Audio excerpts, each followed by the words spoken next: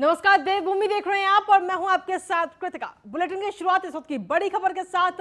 मंत्री हरक सिंह रावत और बीजेपी प्रदेश अध्यक्ष मदन कौशिक की बीच ये मुलाकात हुई है और हरिद्वार के डाम कोठी फर्स्ट गेस्ट हाउस पर ये एक लंबी बैठक चली है।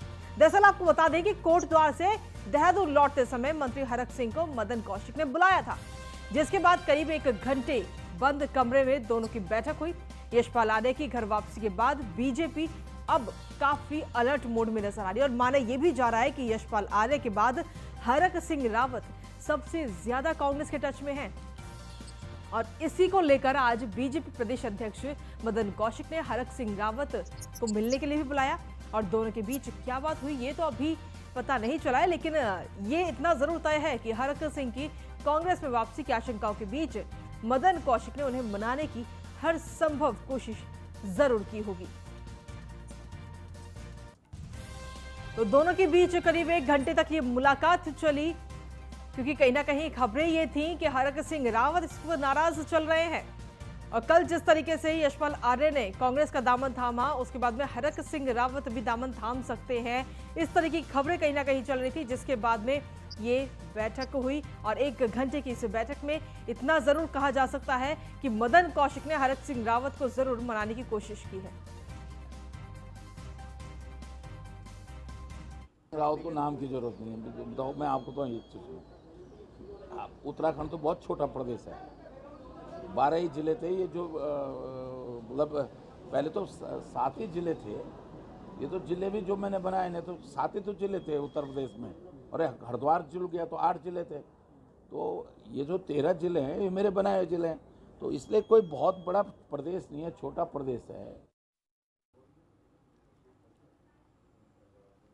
तो कहीं ना कहीं मंत्री हरक सिंह रावत और मदन कौशिक के बीच जो ये लंबी बैठक चली है, उससे इस बात का अंदाजा लगाया जा रहा है कि मदन कौशिक ने हरक सिंह रावत को मनाने की कोशिश की होगी, क्योंकि वो पिछले काफी लंबे समय से वो भारतीय जनता पार्टी से नाराज चल रहे हैं और उनकी नाराजगी बीच बीच में सामने भी आई थी, जिसके बाद में जब प्रधानमंत्री नरेंद्र मोदी पहुंचे थे उत्तराखंड तो उन्होंने हरक सिंह रावत से कहा था, और भाई कैसी चल रही है हलक। तो इससे अंदाजा लगाया जा सकता है कि वो नाराजगी को लेकर कहीं ना कहीं बात कर रहे थे।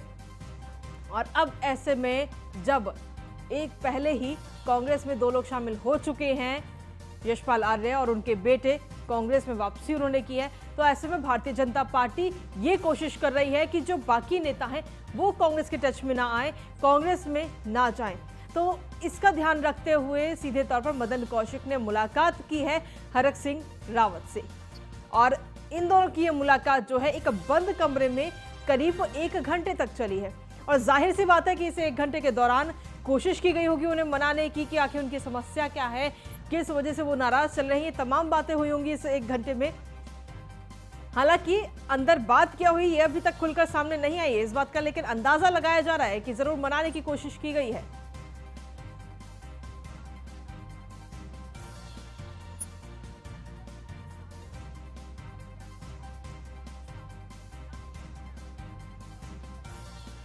तो कहीं ना कहीं हरिद्वार से बड़ी खबर आपको दे रहे हैं, यशपाल आर्य के कांग्रेस में जाने के बाद में अब भारतीय जनता पार्टी इस वक्त काफी अलर्ट मोड में नजर आ रही है। मंत्री हरक सिंह रावत और मदन कौशिक के बीच में लंबी बैठक चली है, 1 घंटे तक ये बैठक हुई है हरिद्वार स्थित डैम कोठी में, दोनों के बीच ये बैठक हुई है।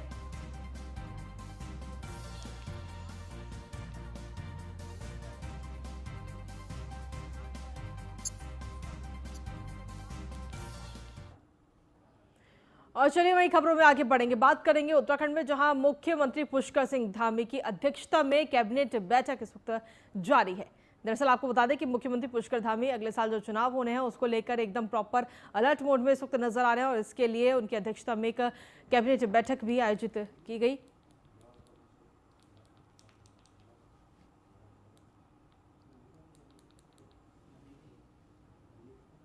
तो सीएम धामी ने 100 दिन की उपलब्धियां गिनाई हैं और कैबिनेट मंत्री बंशीधर भगत वर्चुअल जुड़ेंगे।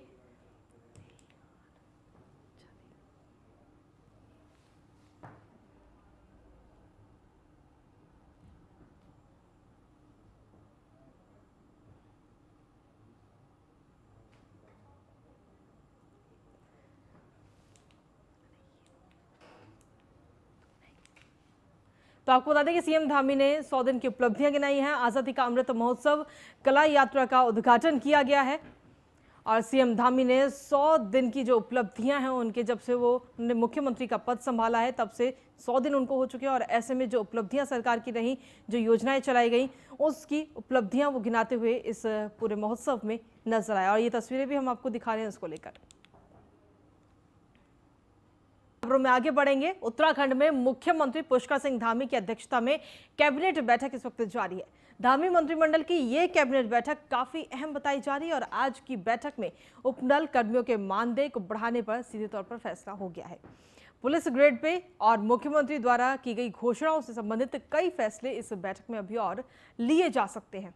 तो उत्तराखंड कैबिनेट की बैठक इस वक्त लगातार जारी है। मुख्यमंत्री पुष्कर सिंह धामी की अध्यक्षता में ये बैठक इस वक्त हो रही है और आज कई अहम फैसले लिए जा सकते हैं। उपनल कर्मियों का कैबिनेट ने मानदेय इस वक्त बढ़ा दिया है। इसके अलावा और भी तमाम फैसले आज इस कैबिनेट बैठक में लिए जा सकते हैं। मुख्यमंत्री की अध्यक्षता में कैबिनेट बैठक हो रही है इस वक्त।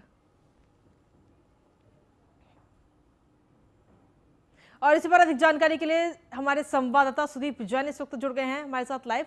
सुदीप, क्या कुछ जानकारी है? कैबिनेट की बैठक अभी भी लगातार जारी है और मुख्यमंत्री की अध्यक्षता में ये बैठक हो रही है। कैबिनेट बैठक में पहला निर्णय जो हमें पता लग गया है वो राज्य सरकार ने 22,000 से अधिक उपनल कर्मियों को आखिरकार एक राहत दी है। हालांकि इनका मामला भी कोर्ट में लंबित है। जिनकी सर्विस 10 साल से कम की है उनको 2,000 रुपए और जिनकी सर्विस 10 साल से अधिक है उन्हें 3,000 रुपए के मानदेय में इजाफा किया गया है। सरकार ने प्रयास किया है कि चुनाव से ठीक पहले गया है और राज्य सरकार ने 22,000 से अधिक उपनल कर्मियों को आखिरकार एक राहत दी है। हालांकि इनका मामला भी कोर्ट में लंबित है। जिनकी सर्विस 10 साल से कम की है उनको 2,000 रुपए और जिनकी सर्विस 10 साल से अधिक है उन्हें 3,000 रुपए के मानदेय में इजाफा किया गया है। सरकार ने प्रयास किया है कि चुनाव से ठीक पहले कुछ राहत जहां उपनल कर्मियों को दी जाए, वहीं राजनीतिक लाभ भी सरकार चाहती है। लिहाजा ठीक चुनाव से पहले ये अहम निर्णय हुआ है। ये फैसला 2 कैबिनेट पूर्व में आना था, लेकिन वित्त कमेटी की एक आपत्ति के चलते फैसला नहीं आ पाया। इसके अलावा भी कई अन्य महत्वपूर्ण मसले कैबिनेट में हैं जिस पर सभी की निगाह है। आज की कैबिनेट इसलिए भी महत्वपूर्ण है क्योंकि आज की कैबिनेट में मंत्री यशपाल आर्य, जिनके पास आबकारी, परिवहन, समाज कल्याण जैसे बड़े विभाग हैं, वो इस कैबिनेट बैठक में नहीं मौजूद हैं। तो एक कम मंत्री से ही काम चला रही है आज सरकार। और सूत्र बताते हैं कि यशपाल आर्य के जो भी सारे विभाग हैं वो सारे विभाग अब मुख्यमंत्री के पास रहेंगे। गोपन में ऐसी फाइल तैयार हो रही है। जी चलिए, बहुत बहुत धन्यवाद तमाम जानकारी देने के लिए सुदीप। में आगे बढ़ेंगे। पौड़ी के विकासखंड पाबो के गांव धारकोट निवासी शहीद विपिन सिंह गोसाई का पार्थिव शरीर उनके गांव धारकोट लाया गया। शहीद की अंतिम यात्रा में शामिल होने के लिए मुख्यमंत्री पुष्कर सिंह धामी भी उनके गांव पहुंचे। साथ ही सैकड़ों की संख्या में वहां लोग मौजूद रहे। मुख्यमंत्री पुष्कर सिंह धामी, स्थानीय विधायक धन सिंह रावत और मंत्री गणेश जोशी ने शहीद को श्रद्धांजलि दी। साथ ही शहीद के परिजनों को सांत्वना भी दी। उन्होंने कहा कि दुख की इस घड़ी में पूरा प्रदेश शहीद परिवार के साथ खड़ा है।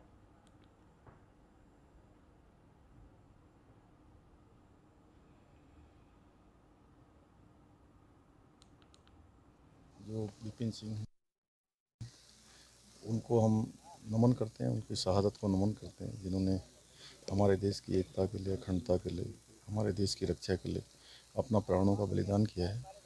वो हमेशा हमारी स्मृति में रहेंगे। आने वाले हमारे सभी जो नौनिहाल हैं, नई पीढ़ी हैं, उनकी भी स्मृति में भी बने रहें। इसलिए जो हमारा यहाँ का इंटर कॉलेज है, उस इंटर कॉलेज का नाम अब शहीद विपिन सिंह गोसाई के नाम से होगा। और साथ ही जो इस धारकोट को जोड़ने वाली जो सड़क है इस गांव को, उस गांव का आने वाली सड़क का नाम भी शहीद विपिन सिंह गोसाई के नाम से होगा। गांव का जवान था, अभी 23 साल का था, शहीद हुआ है। उसके पिताजी भी फौजी रिटायर हैं। उसका बड़ा भाई इंजीनियर कोर्ट में है और घर में माता जी हैं और उसकी बहन की भी शादी हो चुकी है। आज जो शहीद हमारे सरकार ने, आर्मी ने उसको सैनिक सम्मान दिया, उसका हम धन्यवाद करते हैं। वहीं देहरादून में वन मंत्री हरक सिंह रावत ने अपने कोटद्वार आवास पर कलाल घाटी निवासी मीनाक्षी देवी से मुलाकात की। मीनाक्षी ने बताया कि उनके पति के देहांत के बाद सभी जिम्मेदारी उनके कंधों पर आ गई हैं। उनकी 3 बेटियां भी हैं और बड़ी बेटी ग्वालियर से बीपीएड करना चाहती है, जिसकी सालाना फीस 1 लाख रुपए है और परिवार में आमदनी का कोई साधन ना होने के चलते आर्थिक परेशानी हो रही है। बेटी रुचिका की प्रतिभा को देखकर मंत्री ने 1 लाख रुपए की धनराशि बीपीएल कोर्स के लिए मीनाक्षी त्यागी को भेंट की और आगे भी भविष्य में हर संभव मदद करने का भरोसा दिया। एक विधवा महिला हूँ और मेरे 3 बच्चे हैं, जिसमें मेरी बड़ी लड़की रुचिका त्यागी स्पोर्ट्स कोटा उत्तरकाशी मनेरा में पढ़ती है, जो कि अब बीपीएड करना चाहती है ग्वालियर में, जिसकी फीस सालाना 1 लाख रुपए है। तो माननीय मंत्री श्री डॉक्टर हरक सिंह रावत जी ने मेरी मदद अपनी व्यक्तिगत रूप से 1 लाख रुपए की मदद की है, जिनका मैं जीवन में अब।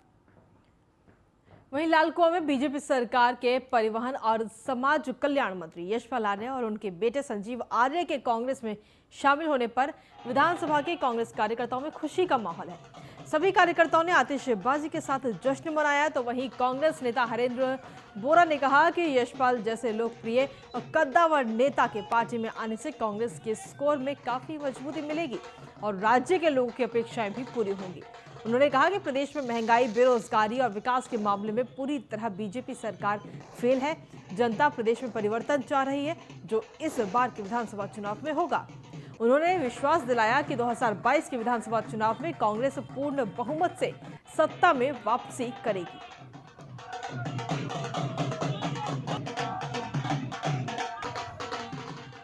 और चलिए अब बात करते हैं कोटद्वार की, जहां पर यमकेश्वर विधानसभा के अंतर्गत डाडा मंडी क्षेत्र के ऐतिहासिक गेंद मेले आयोजन में मैदान में 30 लाख की लागत से बहुउद्देशीय भवन का लोकार्पण किया गया। काफी लंबे समय से मंच की मांग की जा रही थी, जिसके बाद द्वारीखाल प्रमुख महेंद्र सिंह राणा ने भवन की शुरुआत कराई। ब्लॉक प्रमुख राणा ने क्षेत्रीय जनता को आश्वस्त किया कि वे हमेशा इसी तरह से क्षेत्र में विकास और रोजगार का काम करते रहेंगे।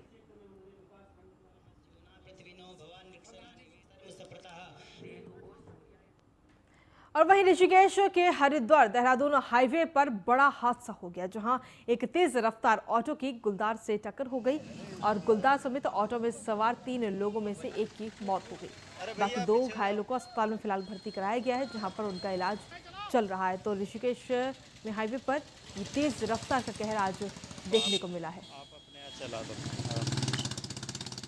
वहीं केदारनाथ धाम में आरती के दौरान श्रद्धालुओं की भारी भीड़ उमड़ रही है। 4 धाम यात्रा खुलने के बाद अब तक 36,000 तीर्थयात्री बाबा के दर्शन कर चुके हैं और वहीं सोमवार को लगभग 7,000 श्रद्धालुओं ने बाबा के दर्शन करके उनका आशीर्वाद लिया।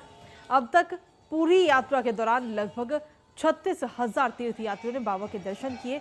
तो वहीं यात्रा में आने वाले श्रद्धालुओं की संख्या भी अब लगातार हर दिन बढ़ रही है।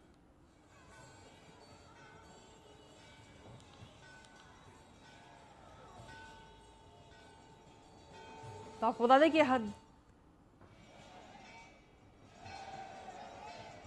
वहीं चमोली के पीजी कॉलेज गोपेश्वर के प्रेरणा निशुल्क कोचिंग हॉल में पुरस्कार समारोह का आयोजन किया गया।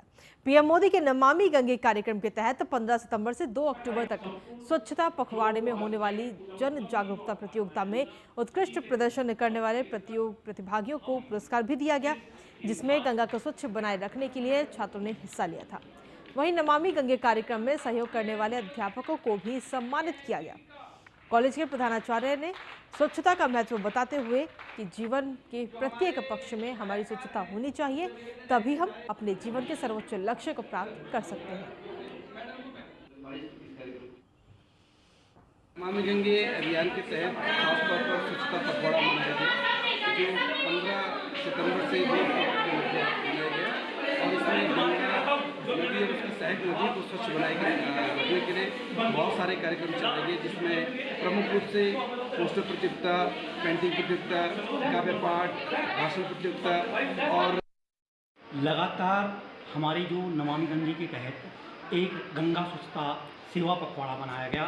इस गंगा सेवा स्वच्छता पखवाड़े के तहत हमने विभिन्न प्रकार के जो राष्ट्रीय प्रोग्राम माननीय प्रधानमंत्री नरेंद्र सिंह मोदी जी के जो ड्रीम प्रोजेक्ट के रूप में नमामि गंगे जो 13 मई 2014 से प्रारंभ हुआ और 5 साल का जो है एक प्रोजेक्ट है, इस प्रोजेक्ट के तहत जो कार्यक्रम किए जाने हैं उसमें गंगा की स्वच्छता, जिसमें से आपने अभी देखा, बोला भी मैंने कि 120 शहर लगभग गंगा के किनारे। और इसी के साथ फिलहाल देवभूमि में मेरे साथ इतना ही। बाकी तमाम खबरों के लिए आप लगातार देखते रहिए न्यूज़ 1 इंडिया।